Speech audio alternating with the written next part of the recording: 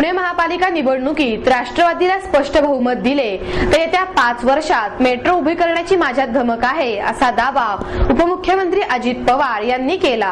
तसेच मुंबई आणि बेंगलोर येथील एलिव्हेटेड मेट्रोचा अनुभव लक्षात घेता पुण्यात दाट वस्तीच्या भागाभूमीगत मेट्रो झाली पाहिजे याचा पवार यांनी पुनरुच्चार केला। महापालिका निवडणुकीच्या पार्श्वभूमीवर अजित पवार यांची पत्रकार परिषद झाली। यावेळी राष्ट्रवादीच्या शहराध्यक्षा ॲडव्होकेट वंदना चव्हाण, आमदार अनिल भोसले, बापू पठारे उपस्थित होते। मेट्रो, रिंग रोड, पाणी प्रश्नाबाबत भूमिका मांडून अजित पवार म्हणाले, मेट्रोच्या स्टेशनच्या परिसरात 4 FSI देण्याची भूमिका रास्त आहे। जगात मेट्रोचे स्टेशन असलेल्या परिसरात 4 ते 7 FSI दिला आहे, त्यामुळे या भूमिकेशी मी सहमत आहे। पुण्यात राष्ट्रवादीने 152 उमेदवार उभे केले आहेत। एका ठिकाणी AB फॉर्म देता आला नाही, त्यामुळे एकाला पुरस्कृत केले आहे। काही ठिकाणी नाराजीतून बंडखोरी झाली आहे, त्यातील काहींना पक्षाच्या अधिकृत उमेदवाराचे काम करण्याचे कबूल केले आहे। खडकवासला विधानसभा निवडणुकीत आम्ही काही बंडखोरांना थांबवण्याचा प्रयत्न केला, तेव्हा आम्हाला फटका बसला। त्यावेळी बंडखोरांना बसविले नसते तर हर्षदा वांजळे निवडून आल्या असत्या। कधी कधी बंडखोरांना मोकळे सोडणे फायद्याचे ठरते। इलेक्टिव्ह मेरिट पाहून उमेदवारी दिली आहे। शेवटी बहुमताचा आकडा महत्त्वाचा आहे, असे पवार यांनी सांगितले। शिवाजी पार्क मिळाले नाही तर रस्त्यावर सभा घेईल, असं वक्तव्य मनसेचे अध्यक्ष राज ठाकरे यांनी केले। त्याबाबत विचारता अजित पवार म्हणाले, मी न्यायालयाचा आदर करतो, पण लोकशाहीत निवडणुकीच्या काळात सर्व पक्षांना मते आणि भूमिका मांडण्याचा अधिकार आहे। जाहीर सभांसाठी मैदाने मिळाली पाहिजेत, त्याबाबत गांभीर्याने विचार करण्याची आवश्यकता आहे, पण याचे राजकारण करू नये। राज्य निवडणूक आयोगाला याबाबत पत्र पाठवून विनंती करणार आहे। शिवाजी पार्क जाहीर सभेसाठी सर्व पक्षांना किमान 1 दिवस द्यायला काय हरकत आहे, असा प्रतिप्रश्नही पवार यांनी केला। विचारीन, हे जर त्यांनी तसं केलेलं असेल तर हे अतिशय चुकीचं आहे।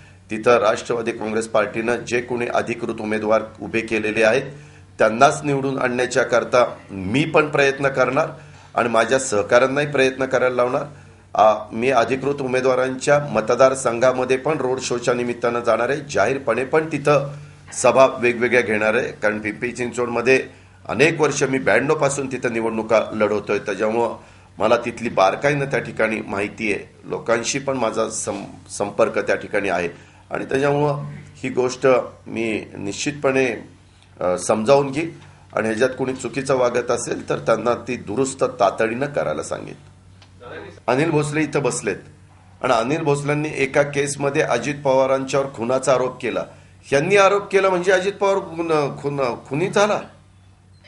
प्रशांत शितोळेला ज्यावेळेस त्याच्यामध्ये गोवण्यात आलं, मी तुम्हाला ॲफिडेव्हिट केलेलं दाखवतो।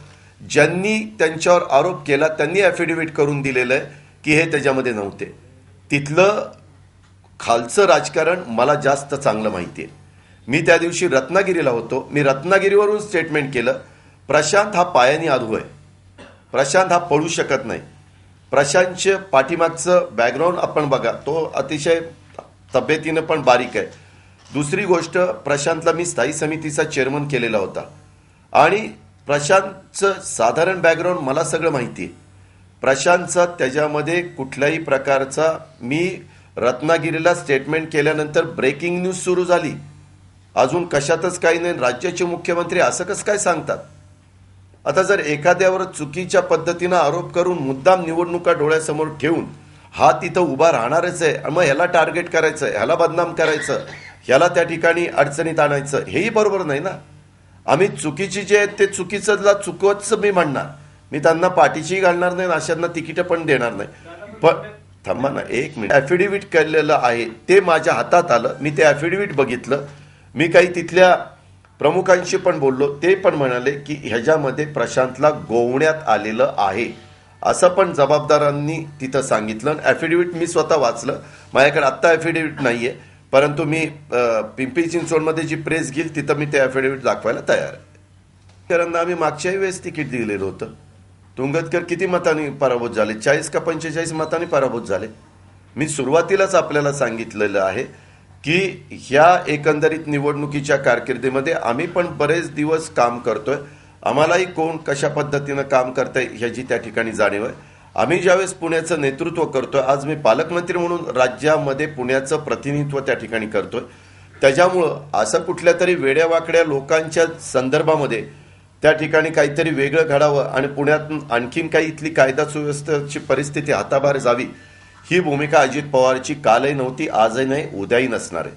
मी सातत्याने ह्या शहरामध्ये चांगले चांगले पोलीस कमिशनर आणण्याचा त्या ठिकाणी प्रयत्न केला आणि त्यांना काम करत असताना पूर्ण मुभा दिली.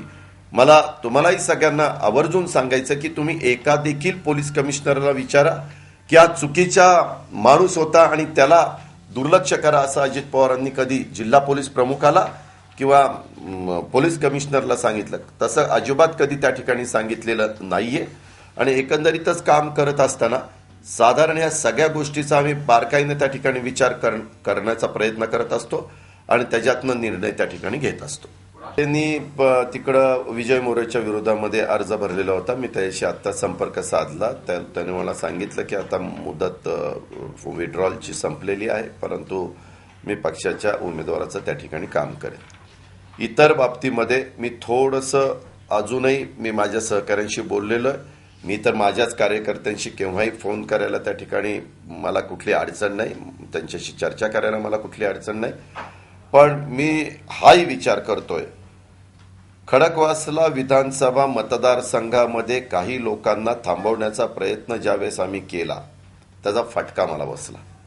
निवडणुकीमध्ये ज्यावेळेस आपण उमेदवारांना निवडून आणण्याचा प्रयत्न करत असतो आणि एखाद्या मतदारसंघामध्ये अनिल भोसलेंना उमेदवारी मिळाली, तिथं अजित पवार पण तेवढ्याच ताकदीचा उमेदवार असताना अजित पवारनी जर बंडखोरी केलेली असेल तर अजित पवारची बंडखोरी थांबवणं हे अनिल भोसलेंना निवडून येण्याच्या दृष्टीने फायद्याचं आहे का मोकळं सोडणं हे फायद्याचं आहे, हे पण आराखडे निवडणुकीमध्येच बघावे लागतात.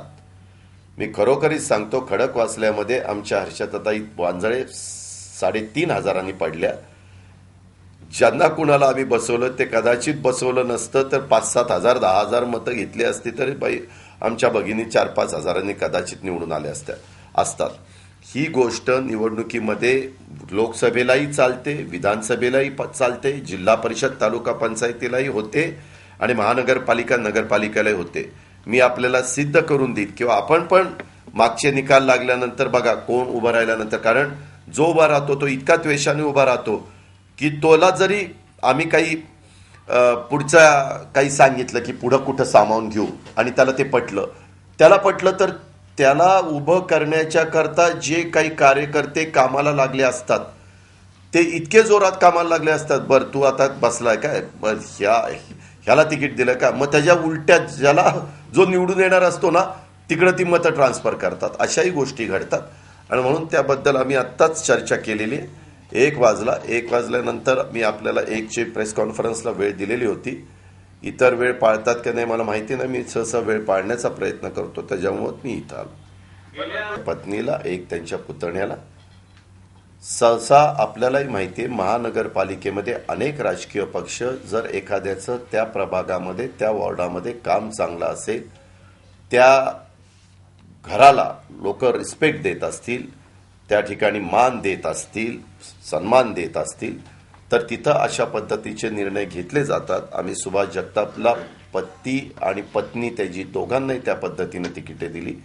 इथंही आपल्याला आठवत असेल बापूसाहेब पठारे पाठीमागं कित्येक हजार मतांनी त्या वॉर्डामध्ये निवडून आलेले आहेत.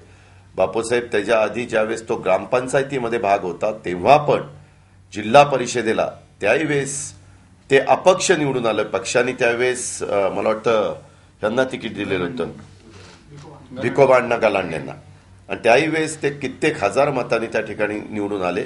शेवटी आम्ही ज्यावेळेस पक्ष चालवत असतो त्यावेळेस आम्ही साधारण तिथल्या जनमानसाच्या मनामध्ये काय आहे, त्यांची मागणी काय आहे हाही विचार करतो आणि ज्यांना कुणाला थांबायला सांगितलं त्यांना कुठलाच मुद्दा राहिला नाही की मग अशा पद्धतीचा आरोप ते करतात किंवा इथं दुसरे कुणी आम्हाला यांना दिसले नाही का. मी सुरुवातीलाही सांगितलं होतं, तुम्हीच पत्रकार मित्रांनी विचारलेलं होतं की अजित पवार तिकीट देत असताना काय मेरिट तुम्ही लावणार, त्यावेळेस इलेक्टिव्ह मेरिट लावणार, मीच नाही सर्वच राजकीय पक्ष हीच भूमिका त्या ठिकाणी घेतात. कारण शेवटी बहुमताचा आकडा हा लोकसभेत महत्वाचा असतो, विधानसभेत, जिल्हा परिषद, तालुका पंचायत, महानगरपालिका कुठेही गेलं तरी ते बहुमत खूप महत्वाचं असतं आणि ते करण्याच्या दृष्टिकोनातनं सगळ्यांनी मिळून हे निर्णय घेतलेले.